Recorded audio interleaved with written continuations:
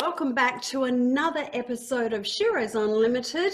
Behind the book, I'm Jaynie Morris, founder and Chief Experience Officer at BoomerBabesLife, and I'm delighted to have your company once again on our very special podcast where we go behind the book, obviously as the title says, and talk to some amazing authors, beautiful women over 50 who are creating absolutely fascinating books for us to read and get involved in. And as you know, every time we do one of these podcasts, we like to ask the deep questions. We like to get right behind why these amazing women do what they do.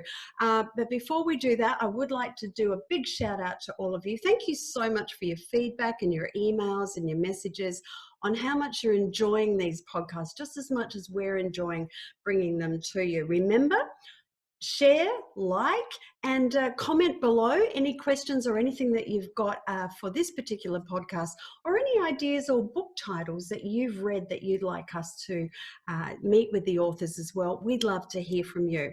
And but however, without further ado, it's my absolute pleasure to introduce an amazing woman. She's an Australian author. She's actually Australia's #1 best-selling author. She's sold over 1 million copies in Australia and New Zealand of her books, and this year she is celebrating a platinum year in 2020. She has been a published author for the last 20 years, and we're going to be talking to her today about, I jokingly say, an autobiography, but she'll explain to you why I've said that. Monica McInerney. McInerney.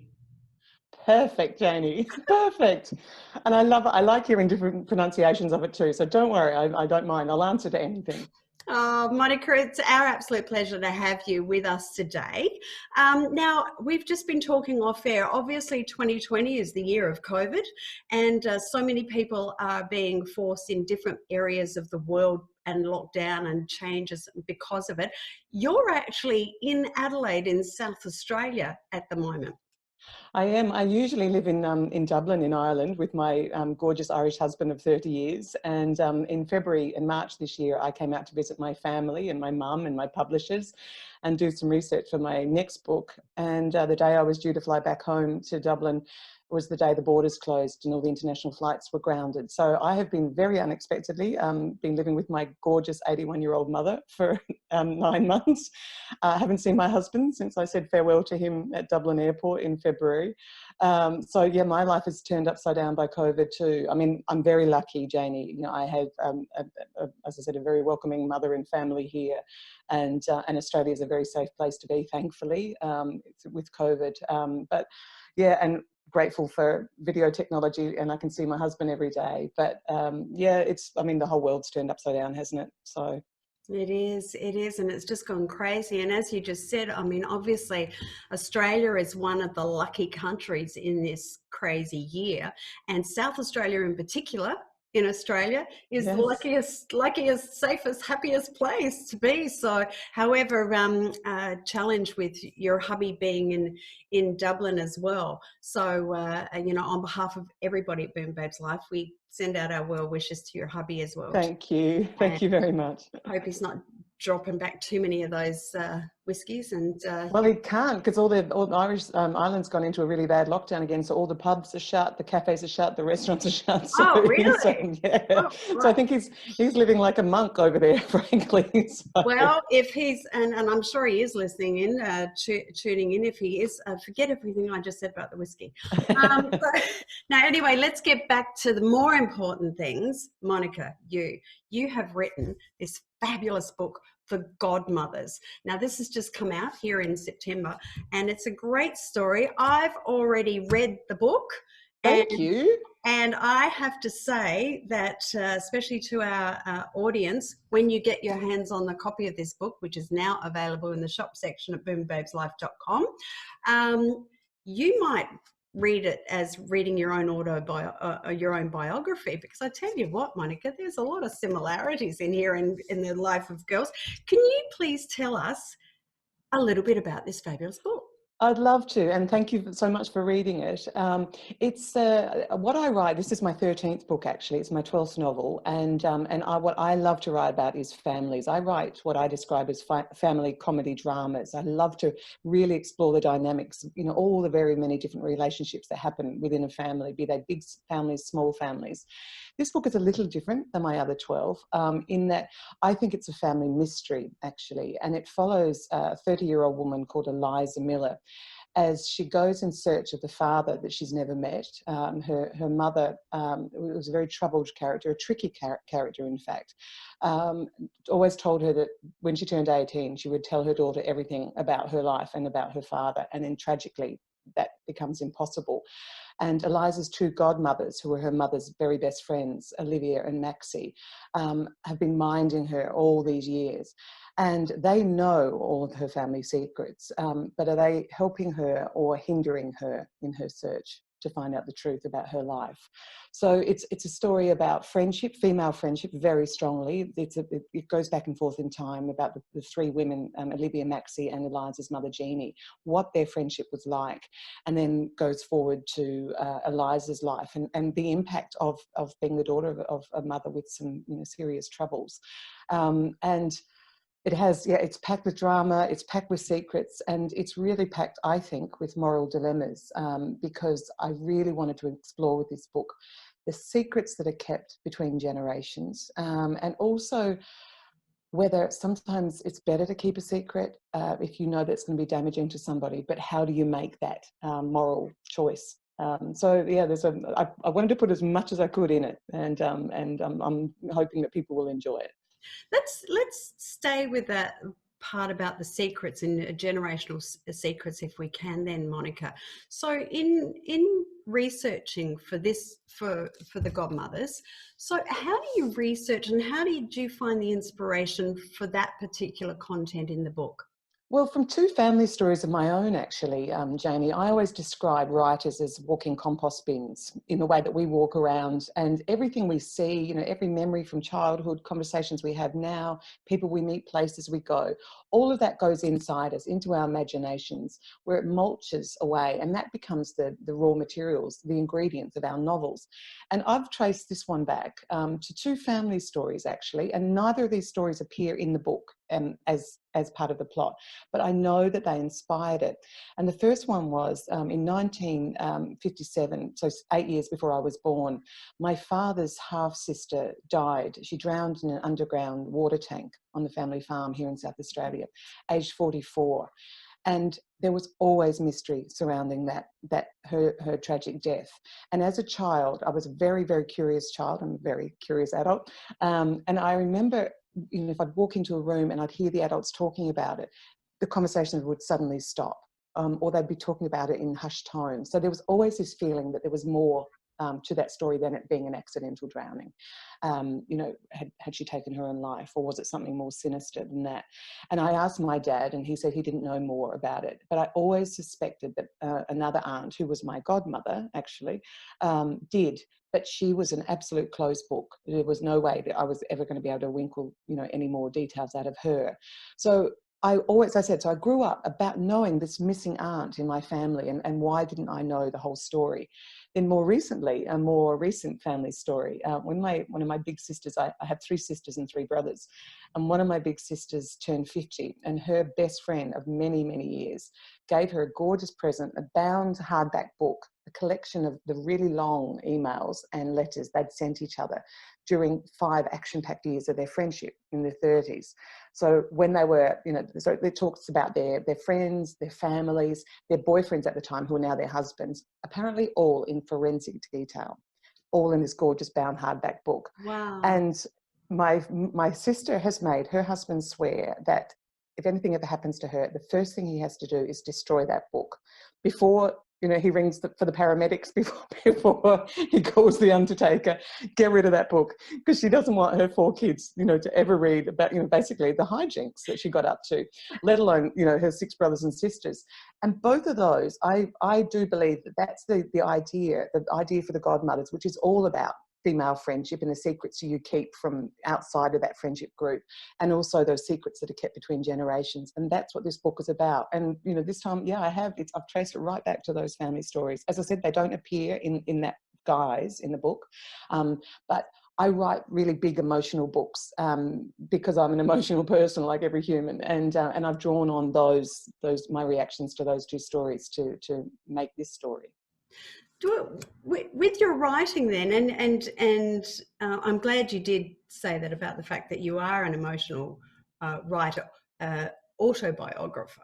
I say in most of your books there's a little bit there, and so I want to stay with you here in regards to your family then. Do you ever get your family reading your books specifically because they want to see if there's a character in there that might be them?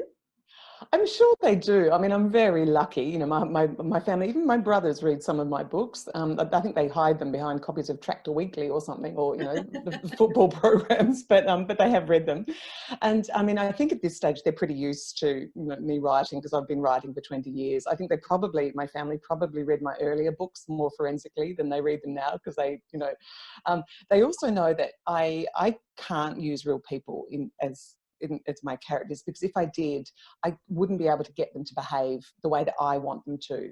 So if I used my sister or a cousin or somebody in their entirety, they would behave as that person, and I have to be godlike, or goddess-like. I have to control all my characters because I make them all happen. I make them all up.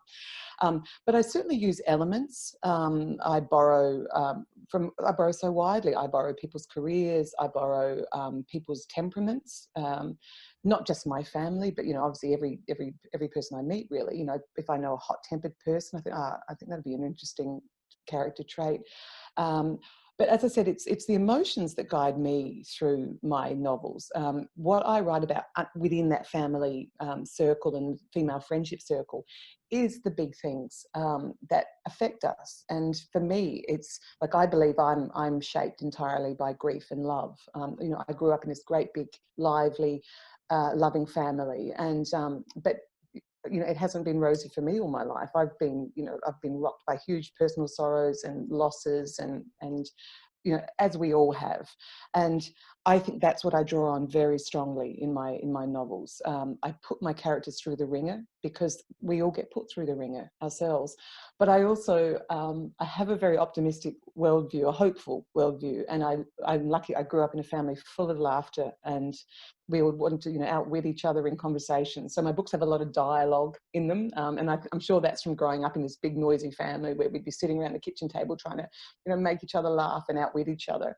As you can see, I can talk to beat the band. But all my books are factually not autobiographical, but they are absolutely emotionally autobiographical, because that's what I care about. All the elements: grief, love, loss, rivalry, jealousy, loyalty, fear, anxiety. All of those I pour into my stories. Did you always, growing up, did you always love to write? Did you have it in your mind, especially in, your early teens, when people are saying, "Oh, what do you want to do when you grow up?" and all that sort of thing? Did you always want to be an author, Monica? I always wanted to be a reader, Jaynie, and everything I do as a writer is because I'm a reader. I learned to read when I was 4, growing up in the little town of Clare in South Australia.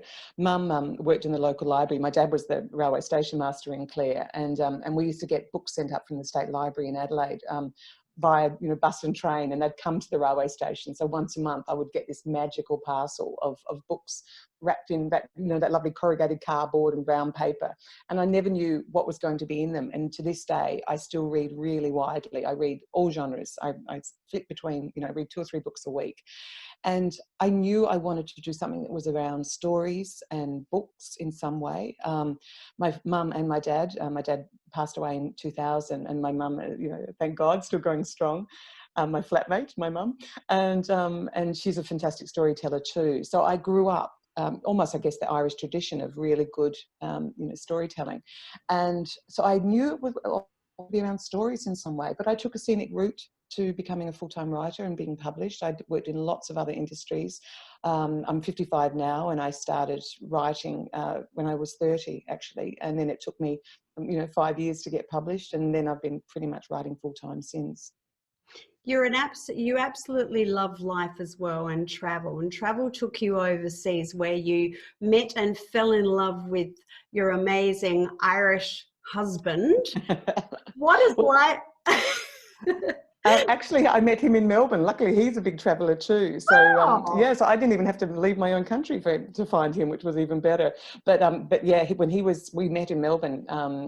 Gosh, you know, well, yeah, 30 years ago, a bit more than 30 years ago, and he was already going back to Ireland. So I went back with him rather than a kangaroo keyring souvenir. It was me. So what's life in Ireland for an Australian author like? Especially one as Well, accomplished as you now in the last 20 years. I love it. I love Ireland. I mean, I'm very fortunate. You know, I never take for granted that I have two passports and that I, can move so freely between two. Well, normally when there's not a worldwide pandemic, between two countries, and feel very safe and allowed to go to both places. So I'm very conscious of asylum seekers and refugees and detention centres and the cruel way that people can be treated. And I know how privileged and lucky I am. So I'm never going to complain about, poor me, I'm homesick for one over the other, because how lucky am I to be able to do that for my life. I'm drawn so much to the beauty of it, the physical beauty of it. My own great-grandparents on both sides were from Ireland, so I have a very strong connection to the country as well. So going there was a bit like finding my own cage in a zoo, actually. Like, I found these people that look like me, and it spoke to me in a way. But I'm very Australian. I mean, you can hear me now, especially my husband described it, because I've been here for so long now, that I'm Aussed up. My accent's got really strong again. So, but it's a wonderful place to be a writer. There's obviously strong writing tradition, because Irish people are natural storytellers, and also the weather's so terrible, it does lead to people being inside writing, I think, a lot. But it's a great writing community there, as it is here in Australia too. Like there's a lot of lifting each other up, supporting each other, promoting each other. We're all very aware that it's a solitary life to be a writer, and it's full of self-doubt, like so many anything creative, where you're literally making something out of nothing. You can feel very vulnerable. But I've found the writing community to be so supportive here and in Ireland. Fantastic. Monica, one of the questions that I always ask my special guests, and you are not escaping it, is that if you had an 8-year-old Monica in front of you right now, what advice would you give her? Well, do you know what? When 8-year-old Monica wrote her first book, and it was called The Smith Family Go to Perth on the Train, and I wrote it for a school project, and I absolutely love writing it and illustrating it, and I took it into my school librarian after I'd shown my family and everybody had read it, and as I said, on yellow A4 paper, I did the illustrations. I mimicked what picture books look like. And my school librarian did this incredible thing. She asked if she could have that book, and she covered it in that gorgeous thick plastic, and she catalogued it, and she put it on the shelves of my school library. And so it was there for the rest of the time that I was at St. Joseph's Primary School in Clare. And so what I would say to that little 8-year-old is do what your teacher asked you, write that book that she set you as a school holiday assignment, and take it into your school librarian, because that book that you wrote when you were 8 is going to plant the seed that one day you might get to write as your career, and it happened. And I absolutely know that it's connected with being encouraged as an 8-year-old. And I love to tell that story just to anybody that's got kids in their lives. Please never underestimate what that little sprinkle of encouragement will do. I've never forgotten that all these years later, that somebody said, well done, Monica, that's a lovely story. Can I put that on my school library shelves? So. What a fabulous story! And did that librarian, did you send her a copy of your first book when you published? I sure did. Your And teacher? the way that the world turns in beautiful circles. My books are all audio books as well, and 3 of my novels, the ones that are set in the Clare Valley of South Australia, where I grew up and where my school was, are narrated by a terrific Australian actress called Catherine Milty. And Catherine is the daughter of Mrs. Milty, who was my school librarian. Oh, Oh, really? Did you realize that at the time? Oh yeah, no, Oh, you did. Okay. yeah, no, Good no, not at all. selection. I was, no, I mean, it would have been an incredible coincidence. No, I actually saw that Katie was doing audiobook narration, and I thought, I think that would be the most perfect turning of the circle if it was possible for Katie to narrate those books as a kind of a thank you to her mum. But no, I was able to send messages to her mum to thank her so much. So yeah, I was thrilled to be able to thank her. Fantastic story. Well, here we are, as I mentioned at the beginning of our podcast, in the year of COVID 2020, and one of the positives that has actually come out of this year is that more people are reading. Our research has shown that book sales have increased like they would never have believed. Audio books, as you mentioned before, as well as hard copy books, and so that's a great plus. So I really encourage all of you. You've got to go out and get this book immediately. The Godmothers is a fabulous story filled with emotions. There's comedy, there's drama, there's tears, it's all wrapped up in love. This beautiful book that you've written, Monica, is absolutely sensational and is a must for everybody. So all of you who are watching and listening to this podcast right now, what does Jaynie always say? Just go and get it. Trust me on this one. This one has to be in your library, okay? So you've got to get it. The Godmothers, it's a brilliant read. It's a fabulous book. Monica, thank you so much for joining us on Sheroes Unlimited Behind the Book. It's been an absolute pleasure, and we thank you so much. Thank you so much, Jaynie, and for those beautiful words about my book. They really mean a lot. Thanks a million. I know, you're welcome. Well, thank you everyone for tuning in once again, Sheroes Unlimited Behind the Book, and I'm glad to have had your company today. And remember, if you don't want to miss out on any of our podcasts, all you need to do is subscribe. Go to our website, BoomerBabesLife.com, and hop onto the podcast section and hit that subscribe button. As soon as you do, if you've missed when we've come up on YouTube or your favorite streaming device like iTunes, we're on Spotify as well. If you miss the podcast, well, then we just email them through to you so that you never miss an episode. So make sure you do that. BoomerBabesLife.com, go to the podcast section. I'm Jaynie Morris, and it's been an absolute pleasure to have you wherever you are in this amazing, beautiful world of ours. I hope you have a fabulous day. Hi, I'm Jaynie Morris, founder and chief experience officer at BoomerBabesLife. It's been our absolute pleasure having you listening in, tuning in to this latest podcast that we have created just for you. Gorgeous, amazing women over 50 around the world, because that's what Boomer Babes Life community is all about. Everything that we do, everything that we create, we have you in mind. We want to bring to you valuable content that helps inspire you, starts making you think a little bit more, helps empower you, helps to give you ideas and information that can help you. So if you've enjoyed this episode, which I'm sure that you have, we would love you to help us share it with the world. So please share this, please like, and of course comment. Give us your feedback, send us all of your details, and let us know what you're thinking. And of course, if you've got any topics that you would like us to highlight in any of our podcasts, please let us know that as well. Just send an email to info@boomerbabeslife.com.au. And of course, check everything else out at our website, boomerbabeslife.com. Everything that you need to know, every tool, every video, every podcast. We've got a fabulous shop there that's got some brilliant inspirational books and audios for you as well. And of course, also at our website at boomerbabeslife.com, you'll find out how you can get your latest issue of our Boomer Babes Life magazine for women over 50. So once again, thank you so much for joining us, and wherever you are in this amazing world of ours, please have an absolutely fabulous day.